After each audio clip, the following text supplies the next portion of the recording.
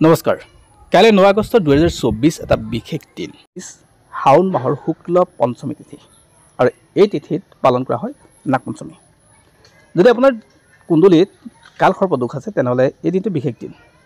এই দিনত শিৱ বাবাক পূজা কৰা হয়, নাগ দেৱতাক পূজা কৰা হয়, যাৰ জৰিয়তে আপোনাৰ জীৱনৰ কালসৰ্প দোষ খণ্ডন কৰিব পাৰি। এতিয়া কওঁ কালসৰ্প দোষ কি? যেতিয়া কুণ্ডলীত ৰাহু আৰু কেতুৰ মাজত সকলোকেইটা গ্ৰহ আবদ্ধ থাকে, বাকী 7টা গ্ৰহ আবদ্ধ থাকে, তেতিয়াই হ'ল কালসৰ্প দোষ। 12টা কালসৰ্প দোষ আছে। আপোনাৰ যি কালসৰ্প দোষ নাথাকক কিয়, আপুনি কাইলৈ দিনটো বিশেষভাৱে পূজা কৰিলে আপোনাৰ কাৰণে লাভ হ'ব। এটা ঘৰুৱা একেবাৰে উপায় আপোনাক কওঁ। ঘৰৰ মূল যিখন গেট আছে, সেই মূল গেটৰ কাষৰ পৰা অলপ মাটি ল'ব।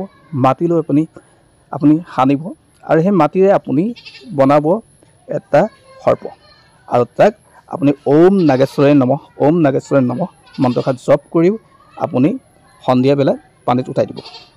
আৰু নতুবা আপুনি বুৱতী পানীত এযোৰ ৰূপৰ সৰ্প আপুনি বনাই তাক দান কৰিব লাগে। আৰু দান কৰাৰ পিছত আপুনি ক'ব যে প্ৰাৰ্থনা কৰিব যে আপোনাৰ সেই দুখৰ পৰা মুক্ত হ'ব লাগে, আৰু এনেকৈ কৰিবলৈ যত্ন কৰিব।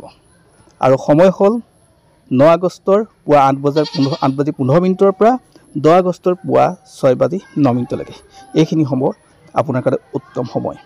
আৰু এই সমান্তৰালকৈ ৰাহুৱে নমঃ, ওম কেতুৱে নমঃ মন্ত্ৰষাৰো জপ কৰিবলৈ নাপাহৰিব।